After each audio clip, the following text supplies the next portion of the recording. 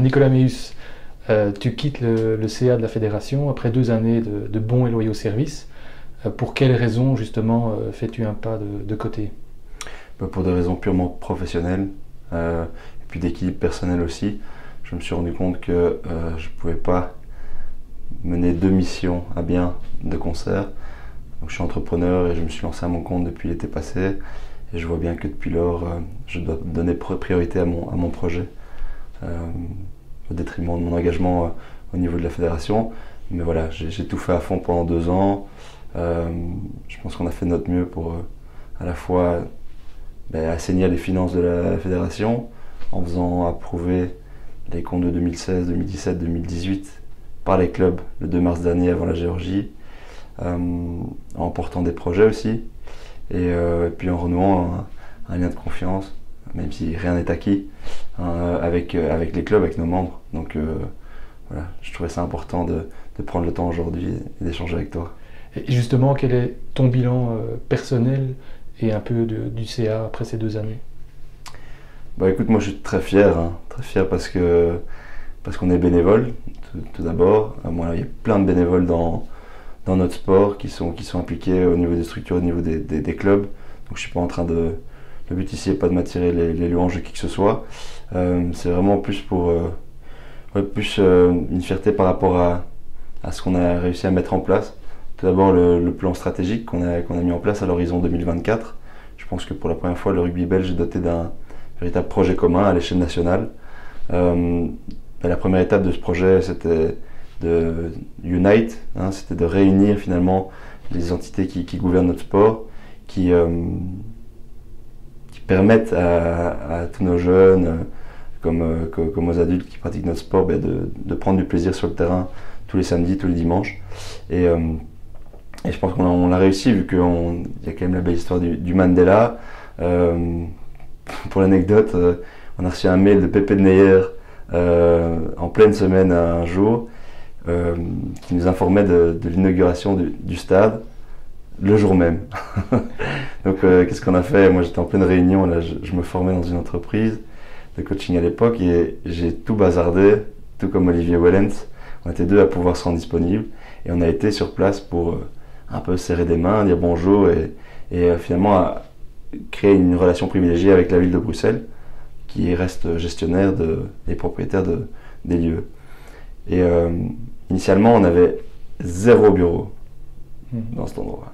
Donc ça c'est quand même, il y a peu de gens qui le savent, c'est pour ça que c'est une des raisons pour lesquelles je voulais m'adresser à toi aujourd'hui. Et progressivement, au fil des mois, on a réussi à obtenir un bureau au rez-de-chaussée au niveau du terrain. Et puis d'un bureau au rez-de-chaussée, on arrivait à passer à 2 bureaux au rez-de-chaussée.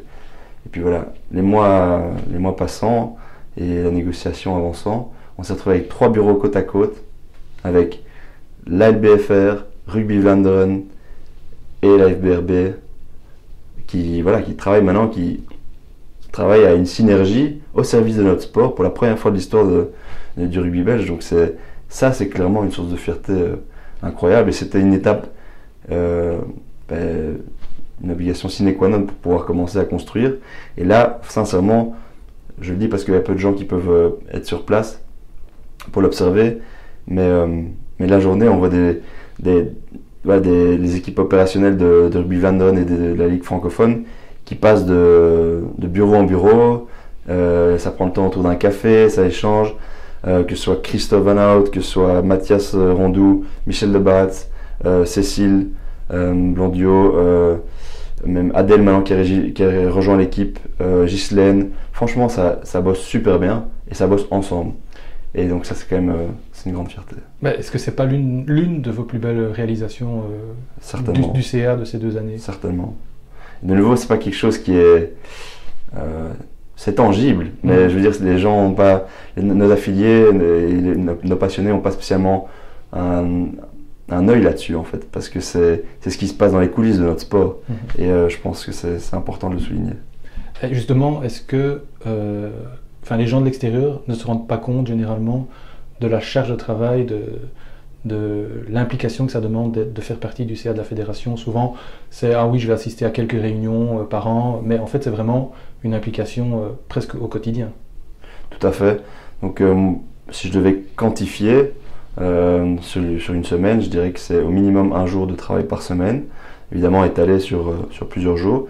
Et quand on est sur des grosses échéances, hein, comme par exemple l'organisation de matchs internationaux, on travaille 1 à 2 jours sur cette semaine-là sur le rugby belge, quoi, consacré à l'organisation de l'événement, à toutes les coulisses, le protocole, la réception des officiels. Heureusement, on est aidé par la CAB à ce niveau-là.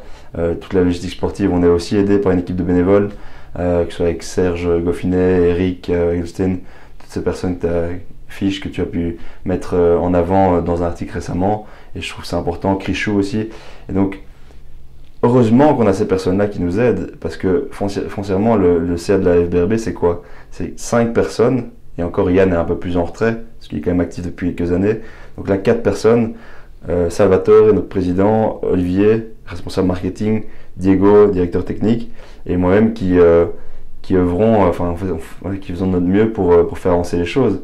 Mais on a une employée, Dignat, qui est à mi-temps, et qui maintenant va rejoindre Rugby Vlaanderen parce que voilà, elle se pose des questions sur son avenir elle-même aussi. Elle a besoin de sécurité à satisfaire et c'est quelque chose que je comprends tout à fait. Et elle a porté le rugby belge à bout de bras pendant des années. C'est aussi quelqu'un dont il faut souligner l'engagement et l'investissement dans notre sport. Et donc, on se rend compte que dans cet état de fait, en fait, dans cette configuration-là, tout ce qu'on a réussi à acquérir au niveau sportif, que ce soit via les Diables Noirs ou les Bell Sevens maintenant, qui font des beaux résultats, tout ça est fragile. Et en fait, donc, pour maintenir tout ça, pour préserver tout ça et continuer à aller de l'avant, il est indispensable qu'on engage un general manager. Quelqu'un qui soit la force stable, entre guillemets, du rugby belge.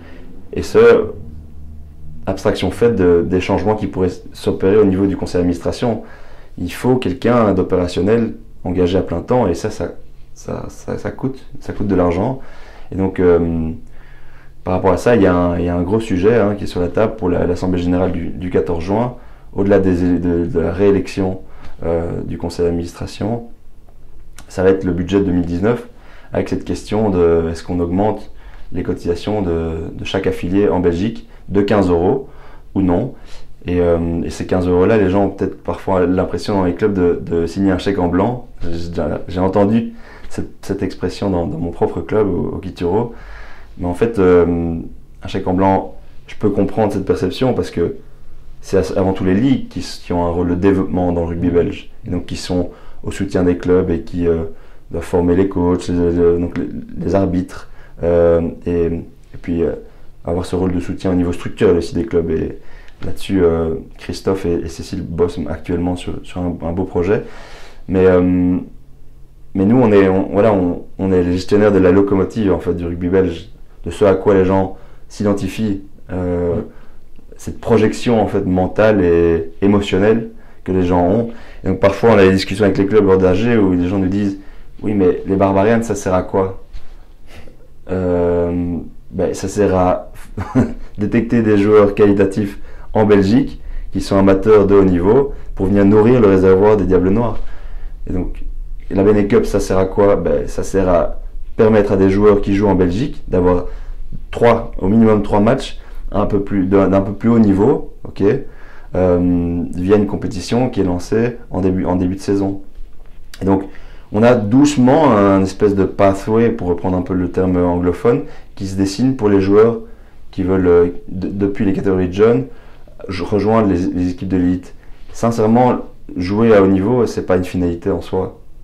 Moi, j'ai joué avec mes potes en 5e, 4e division. On avait créé une équipe, c'était génial, le Kituro 3. La Planters, j'ai pris un plaisir fou. Mais je me dis juste, pour ceux qui veulent entreprendre relever ce défi-là, il faut que des solutions existent, il faut que le chemin soit tracé, et ça passe par la locomotive du rugby belge, qui est la fédération, malgré que ce soit une boîte vide, comme on peut parfois l'entendre, dotée essentiellement de bénévoles. Le jour où elle aura un general manager qui permet de coordonner avec les 2 directeurs techniques que sont Cécile et Mathias, qui font un boulot dingue, sans parler des autres que j'ai déjà cités, et bien à ce moment-là, on pourra vraiment construire quelque chose, que ce soit à court terme, moyen terme ou long terme. Et ça me paraissait important de le décrire face à toi aujourd'hui, parce que les 15 € d'augmentation, ils vont servir à financer ce General Manager et apporter les projets basiques qu'on doit nous assumer en tant que locomotive du rugby belge, qui est recréer les U20, qu'on a dû supprimer. Pour l'instant, ce sont les ligues qui cofinancent les Bell Sevens. Voilà, on a beaucoup de chance, on travaille ensemble et elles sont solidaires. Continuer à financer un projet comme les Barbarians. On n'a aucune certitude sur le Continental Shield pour l'année prochaine, mais si c'est pas via le Continental Shield, peut-être qu'à ce moment-là, il sera intéressant de recréer les U20. Voilà, donc tout est question d'opportunité, mais sans les finances minimales et sans le fonds de roulement structurel minimal, on ne peut pas porter ces projets-là. Et du coup, les gens sont déçus parce que il y a des choses qui disparaissent, mais on renonce ça à des projets comme les U20 à contre-cœur. Ouais. Juste parce qu'on a dû gérer en bon père de famille une situation financière dont on a hérité qui était catastrophique. Et ça, je crois que c'est aussi important de le mentionner. Donc, c'est pour toutes ces raisons que tu viens d'expliquer que l'AG du 14 juin est vraiment importante, notamment pour le renouvellement des membres du CA. Tout à fait. Donc, Yann Coupé a quand même fait son temps. Je le remercie parce que c'est quelqu'un de ce qu'on peut parfois entendre, qui est carré, fiable et vraiment cohérent dans tout ce qu'il fait. Voilà,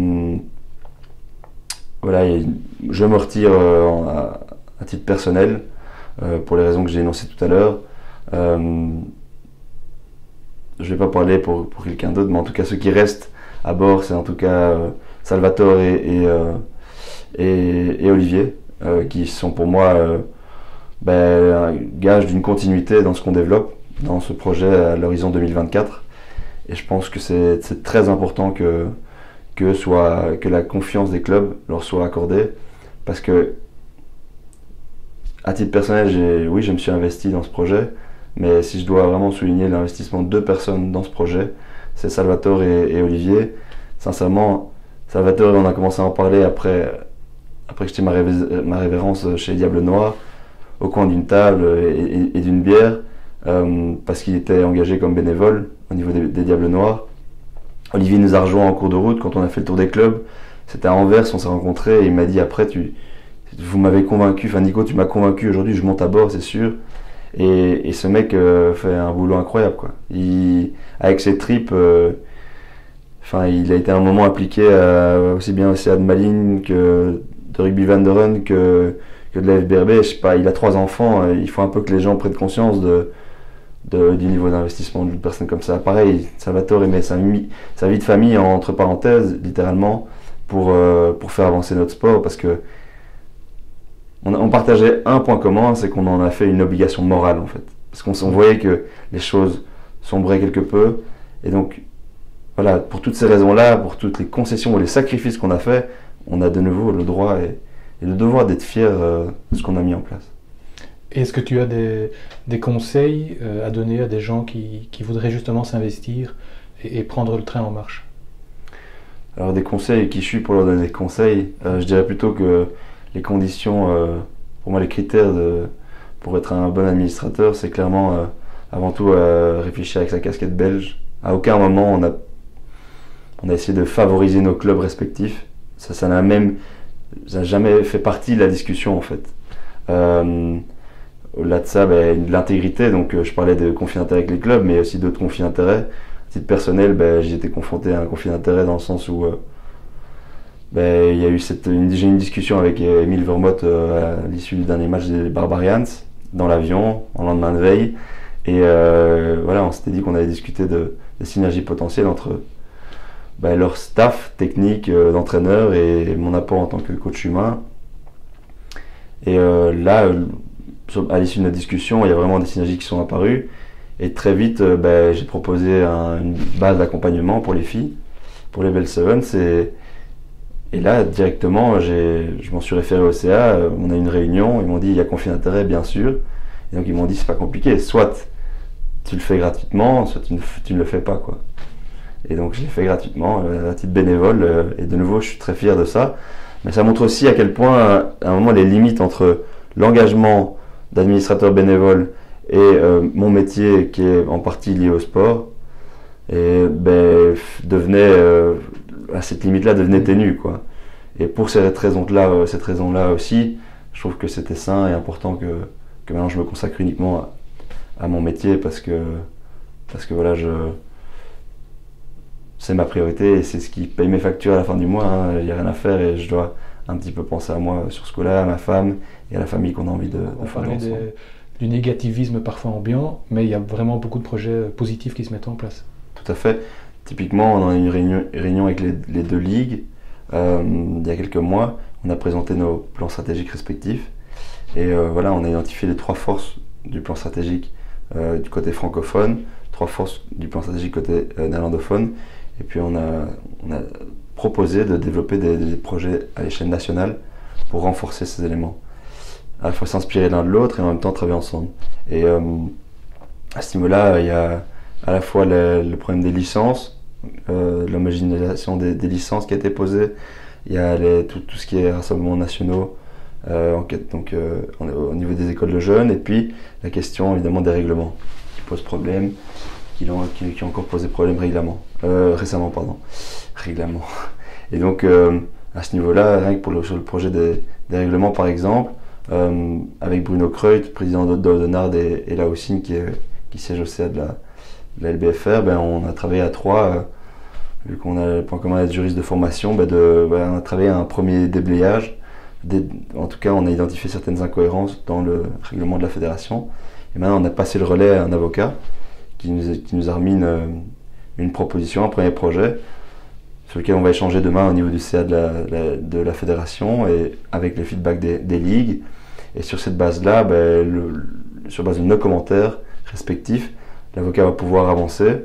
Et l'idée, c'est vraiment qu'on ait un règlement qui soit central et applicable à tous, finalement. Et donc, en guise de conclusion, pour que l'élan que vous avez lancé au niveau de la fédération et pour le rugby belge se poursuive, le rendez-vous le plus important, c'est vraiment l'AG du 14 juin. Tout à fait. Très important dans la mesure où voilà, il faut envoyer sa candidature au minimum 15 jours avant l'échéance, avant l'AG, et que là on est déjà lundi 27, voilà, les candidatures doivent être envoyées maximum mercredi. Et c'est pour ça que j'ai voulu te voir aujourd'hui, parce que voilà, il y a 48 heures, c'était un délai un peu absurde. C'est toujours utile que mieux vaut tard que jamais. Et je sais qu'il y a plein de gens compétents qui vivent notre sport de près ou de loin.